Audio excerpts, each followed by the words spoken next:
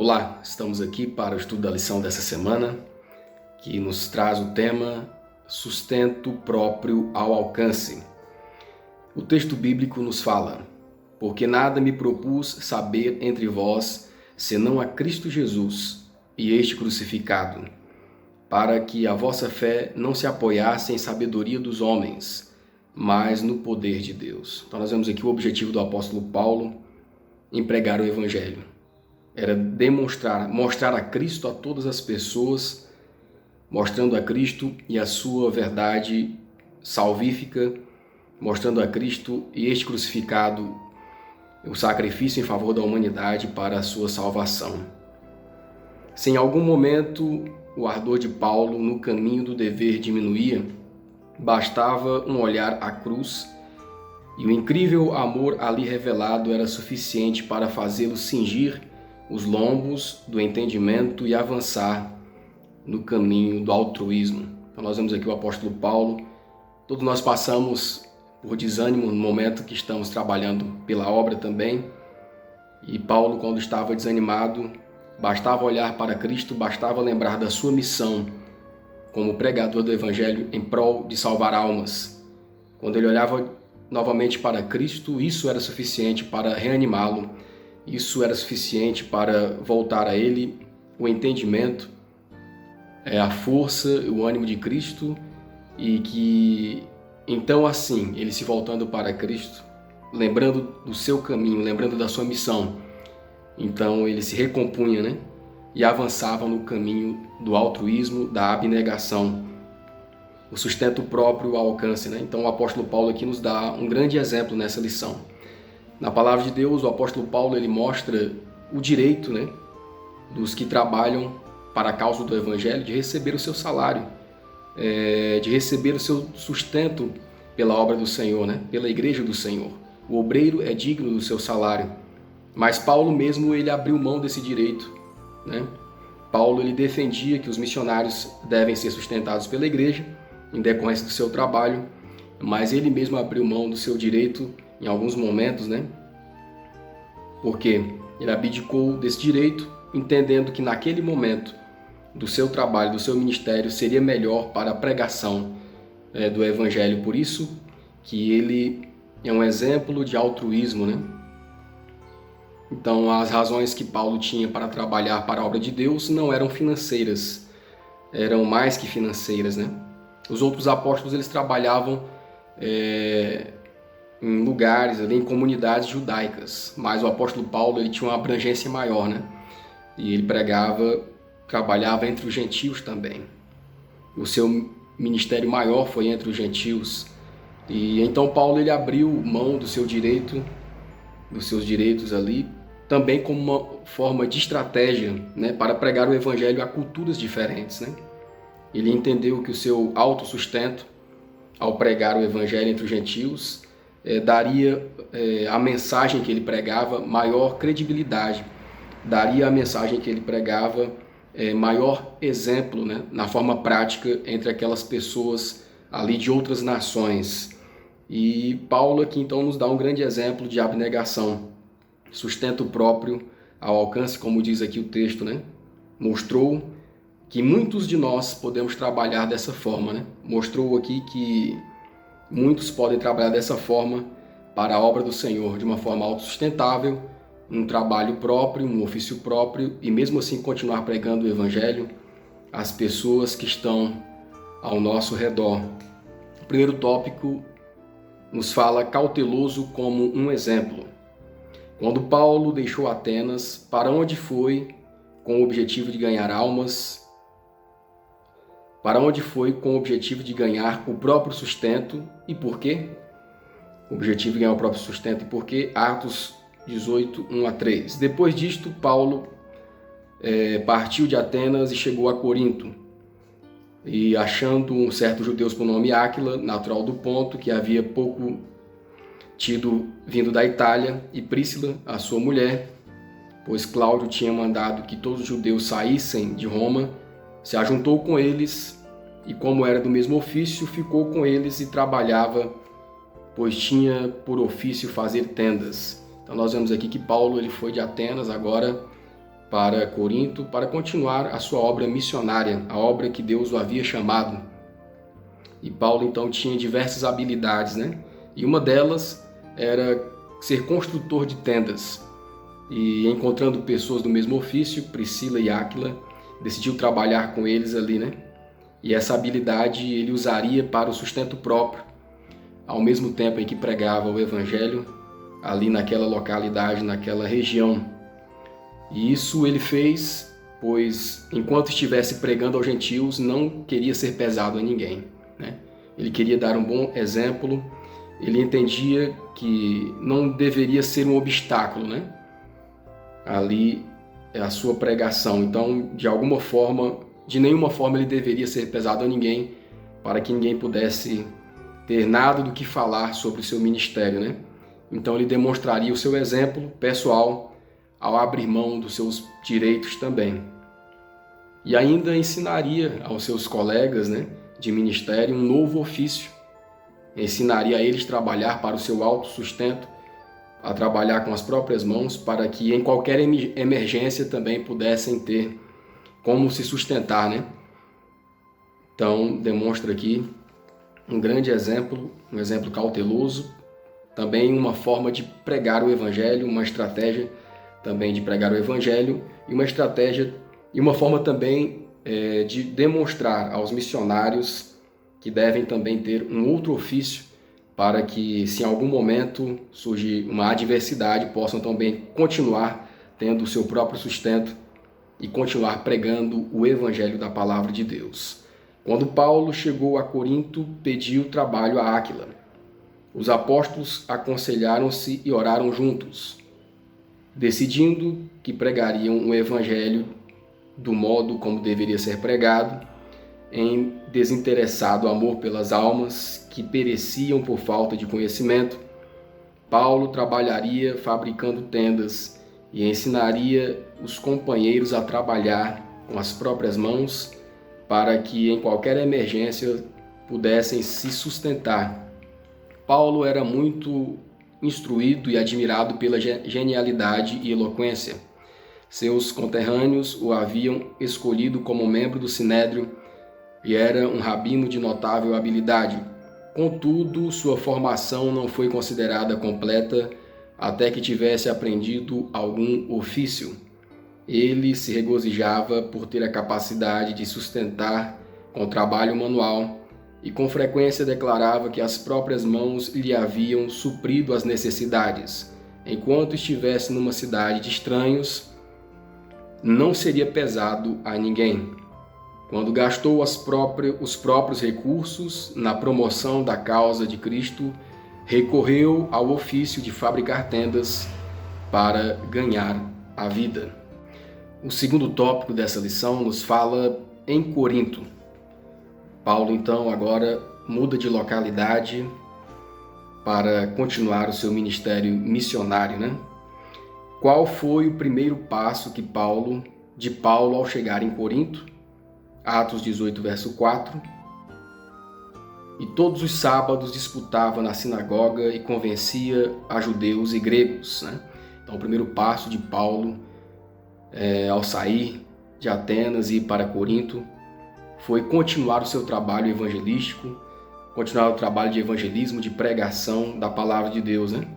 E como era o seu costume, foi à sinagoga aos sábados, né? Todos os sábados disputava, ensinava ali, pregava tanto a judeus como a gregos, né? E como podemos ser inspirados pelos seus exemplos? Pelo seu exemplo, Lucas 14, 23. E disse o Senhor ao seu servo: saí pelos caminhos e atalhos e força-os a entrar, para que a minha casa se encha. Então Paulo ele tinha esse princípio aqui de sair por todos os lugares a pregar o evangelho, e nós podemos ser inspirados pelo apóstolo Paulo, pelo exemplo que ele nos deu, porque Paulo ele não se cansava de pregar o evangelho. Onde ele chegava, o seu primeiro ato era continuar fazendo o serviço do mestre, né? Ele não se cansava de pregar a respeito de Cristo, não se cansava de pregar sobre a morte e ressurreição de Jesus, não se cansava de pregar sobre o Salvador, que Cristo era o Salvador, que Cristo era o único caminho para a humanidade, para a salvação da humanidade, e que pela fé as pessoas poderiam tomar posse, receber esse seu poder, o poder de Cristo em suas vidas, a salvação, o seu perdão.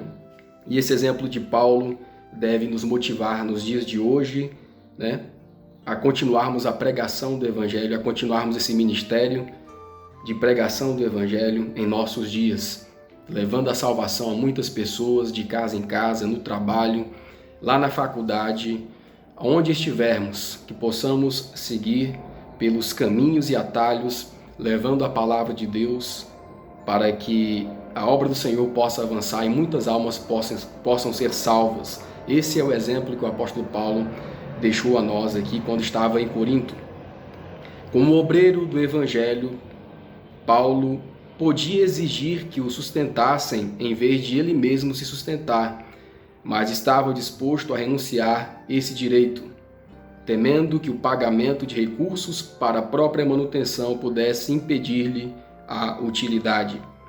Embora com a saúde fraca, trabalhava durante o dia no serviço à causa de Cristo e depois se empenhava em grande parte da noite e muitas vezes a noite inteira, a fim de prover a própria necessidade e a de outros. Os missionários autossustentáveis podem trabalhar com sucesso em muitos lugares.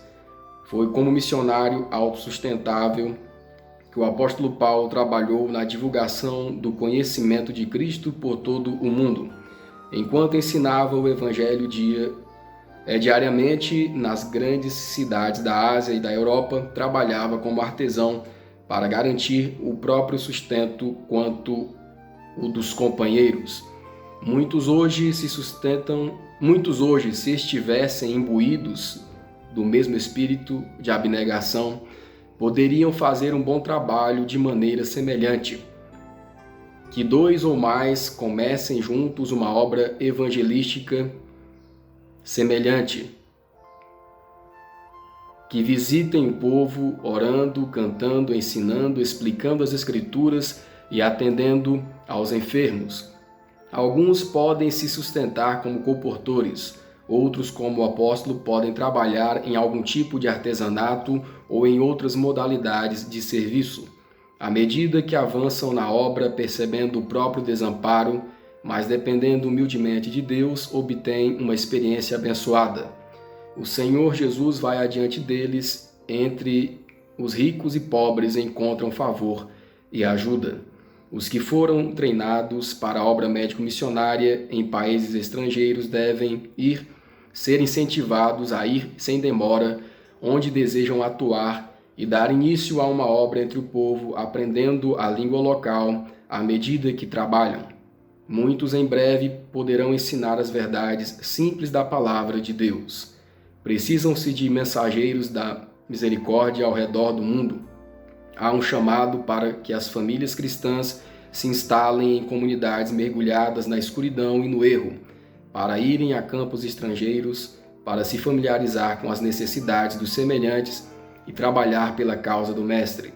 Se essas famílias se estabelecessem nos lugares escuros da terra, lugares onde o povo está envolvido por escuridão espiritual, e deixassem a luz da vida de Cristo trabalhar através delas, que nobre obra poderia ser realizada. O terceiro tópico nos fala proteção divina. Por que o ministério de Paulo? A pergunta A. Por que o ministério de Paulo deu frutos em meio a provações? Atos 18, 5-8. Quando Silas e Timóteo desceram da Macedônia, foi Paulo impulsionado pela palavra, testificando aos judeus que Jesus era o Cristo, mas resistindo e blasfemando eles, sacudiu as vestes e disse-lhes: O vosso sangue seja sobre a vossa cabeça, eu estou limpo e desde agora parto para os gentios. E saindo dali, entrou em casa de um homem chamado Tito Justo, que servia a Deus e cuja casa estava junto à sinagoga, e Crispo, o principal da sinagoga, creu no Senhor com toda a sua casa. Também muitos dos coríntios Ouvindo, creram e foram batizados. O ministério de Paulo, ele deu frutos, irmãos, porque Paulo contava com a proteção de Deus, né? Com o cuidado de Deus na sua vida. E mesmo sendo ameaçado, mesmo sendo escorraçado em diversas ocasiões, apedrejado, açoitado, rejeitado pelos seus compatriotas, os judeus, ele não desistia de continuar levando a palavra de Deus, né, a palavra do Evangelho de Cristo àquelas pessoas. Ele não desistia, ele continuava, né? O trabalho missionário de Paulo deu certo porque ele era um homem de oração, era um homem que tinha muita comunhão com Deus, né? Ele tinha muita comunhão com Deus, Deus era o seu amigo, ele estava em íntima ligação com Cristo, né? Pela fé, a sua vida estava ligada ao Senhor, né? E Paulo, ele abriu mão dos seus direitos, né? Para pregar o Evangelho. Ele se dispôs a vários sacrifícios, né? Tudo isso para poder falar de Jesus, para pregar que Jesus era o Senhor, o Salvador, né? E para que pudesse alcançar o maior número de corações. Então ele se entregou a vários sacrifícios na sua vida, né? E por tudo isso ele era amado de Deus, né? Amado de Deus, e a proteção de Deus estava com ele para que ele pudesse concluir a obra pela qual ele foi chamado, né? Nós vemos aqui então o cuidado de Deus com Paulo, mesmo sofrendo perseguições em alguns lugares, sendo resistido por muitos, mas mesmo assim Deus tocava em muitos corações que aceitavam o chamado, e muitos corações eram convertidos, como nós vemos aqui nesse texto, né?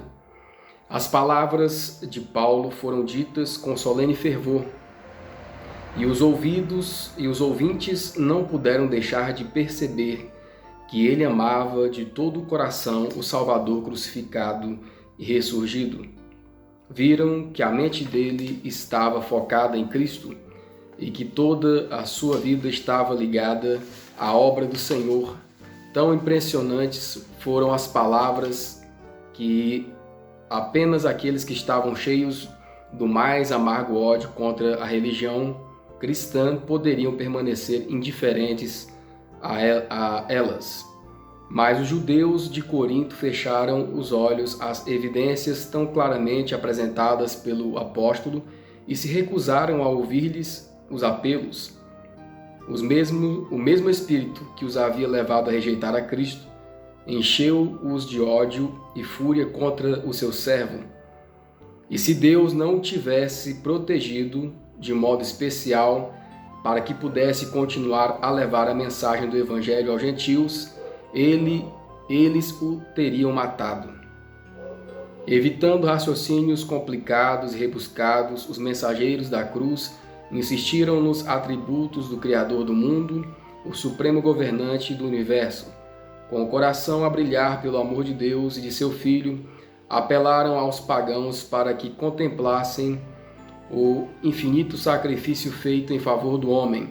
Sabiam que se aqueles que há muito andavam tateando nas trevas do paganismo pudessem apenas ver a luz que flui da cruz do Calvário, seriam atraídos para o Redentor. A pergunta B. O que deu forças a Paulo em Corinto?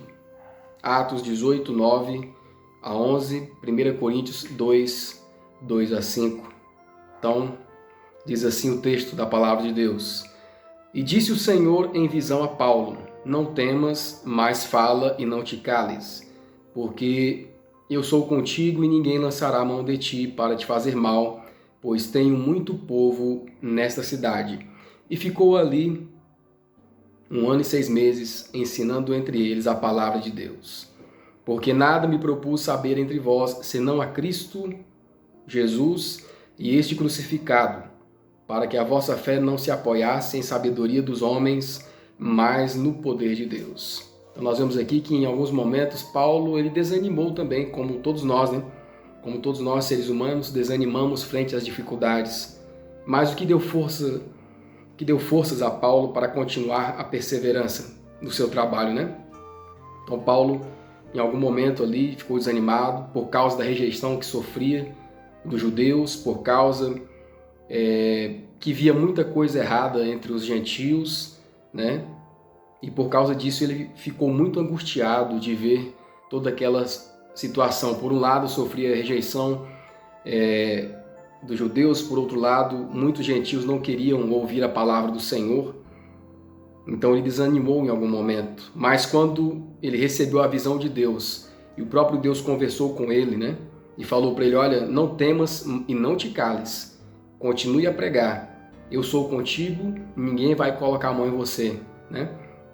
Tem muitas pessoas aqui, tem muito povo nessa cidade, né? Então quando ele olhou para Deus, quando ele se lembrou da sua missão, que era de pregar a Jesus Cristo, de falar da missão de Cristo, de mostrar que Cristo era o único Salvador, né? Ele se lembrou do seu motivo maior de vida, que era cumprir o chamado de Cristo, salvar almas perdidas. Então o seu ânimo voltou, né?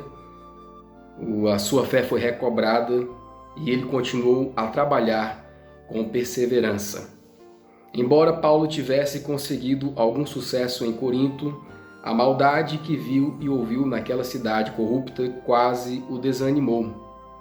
A depravação que testemunhou entre os gentios, o desprezo e insulto que recebeu dos judeus, causaram-lhe grande desprezo,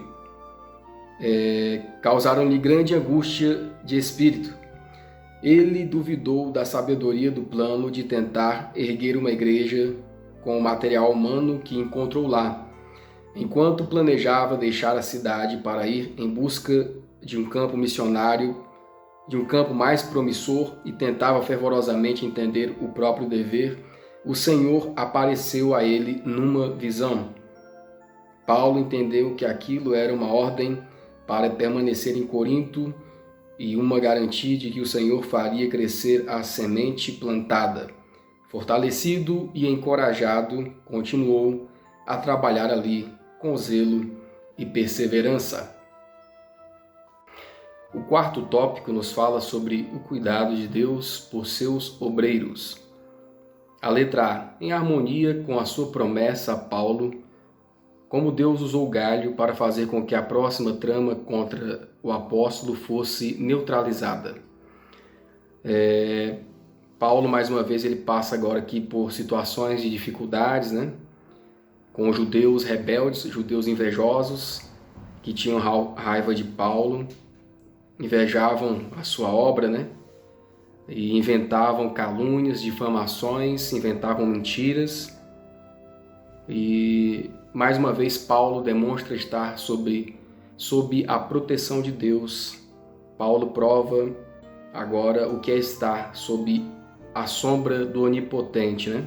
O texto de Atos 18, 12 a 17 diz assim: mas sendo Galho procônsul da Caia, levantaram-se os judeus concordemente contra Paulo e o levaram ao tribunal, dizendo: esse persuade os homens a servir a Deus contra a lei. E querendo Paulo abrir a boca, disse Galho aos judeus: se houvesse, ó judeus, algum agravo ou crime enorme, com razão vos sofreria. Mas se a questão é de palavras e de nomes, e da lei que entre vós há, vede-o vós mesmos, porque eu não quero ser juiz dessas coisas. E expulsou-os do tribunal. Então todos agarraram Sóstenes, principal da sinagoga, e o feriram diante do tribunal. Porém, a Galho nada destas coisas o incomodava. Diz assim o Espírito de profecia: pela primeira vez durante o trabalho de Paulo na Europa, a multidão saiu para defendê-lo, sob o olhar do procônsul e sem a interferência dele. Atacaram violentamente os mais destacados acusadores dos apóstolos. A letra B. Paulo deu continuidade a que ministério? Quem Deus usou a fim de levantar Apolo, levando-o a se tornar mais um recurso em prol do Evangelho? A letra B, Atos 22 a 28. E chegando a Cesareia, subiu a Jerusalém e, saudando a igreja, desceu a Antioquia. E estando ali algum tempo, partiu passando sucessivamente pela província da Galácia e da Frígia, confirmando a todos os discípulos. E chegou a Éfeso um certo judeu chamado Apolo, natural de Alexandria, varão eloquente e poderoso nas Escrituras. Este era instruído no caminho do Senhor e fervoroso de espírito, falava e ensinava diligentemente as coisas do Senhor, conhecendo somente o batismo de João. Ele começou a falar ousadamente na sinagoga. Quando o ouviram, Príscila e Áquila o levaram consigo e lhe declararam mais pontualmente o caminho de Deus. Querendo ele passar a Acaia, o animaram, os irmãos, e escreveram aos discípulos que o recebessem, o qual, tendo chegado, aproveitou muito aos que pela graça criam, porque com grande veemência convencia publicamente os judeus, mostrando pelas Escrituras que Jesus era o Cristo. Então nós vemos aqui, irmãos, Paulo ele continuou a obra do evangelismo, continuou pregando o evangelho e a sua conduta inspirou outros obreiros, daquela região. E agora ele voltou confirmando novamente as igrejas e os discípulos. E em Éfeso chegou um judeu chamado Apolo, Era muito eloquente, um homem que sabia lidar muito bem com as palavras, poderoso no ensino das Escrituras, Mas ele conhecia somente o batismo de João. E assim como Paulo, ele também foi para as sinagogas e pregava ousadamente a respeito de Cristo, do ministério de Cristo, mostrando nas Escrituras que Jesus era o Salvador da humanidade, E assim como Paulo, então, ele foi poderoso na pregação do Evangelho. E Príscila e Áquila, quando o viram e o ouviram a Apolo, então eles decidiram levá-lo com eles, para que pudessem melhor lhe orientar nos caminhos de Deus, Era um jovem que estava começando a sua trajetória e perceberam que ele precisava ser orientado, incentivado e animado, para que ele pudesse ter mais êxito no seu ministério e para que pudesse compreender mais verdades, Aprender e compreender mais verdades.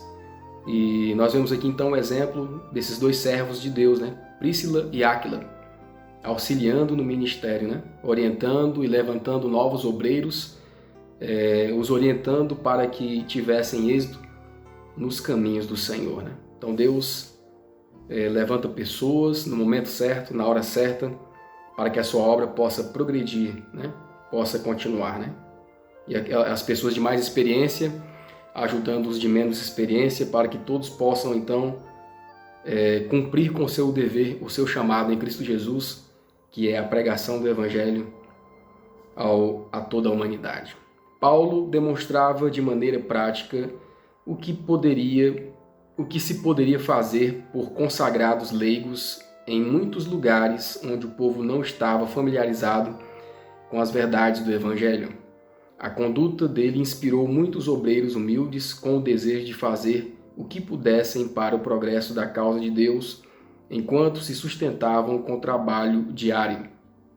Áquila e Priscila não foram chamados para dedicar todo o tempo disponível ao ministério do Evangelho, mas Deus usou esses humildes obreiros para revelar o caminho da verdade mais perfeitamente a Apolo. O Senhor emprega várias instrumentalidades para a realização do seu propósito. E embora alguns com talentos especiais sejam escolhidos para dedicar todas as energias à obra do ensino e da pregação do Evangelho, muitos outros que nunca foram ordenados por mãos humanas são chamados para desempenhar um papel importante na salvação de almas. Há um grande campo aberto diante do obreiro evangélico autossustentável. Muitos podem obter valiosas experiências no ministério enquanto empregam parte do tempo em alguma forma de trabalho manual. E por esse método é possível desenvolver obreiros fortes para desempenhar serviços importantes em campos necessitados. O abnegado servo de Deus que trabalha incansavelmente por palavras e doutrinas carrega um pesado fardo no coração. Ele não mede o próprio trabalho por horas.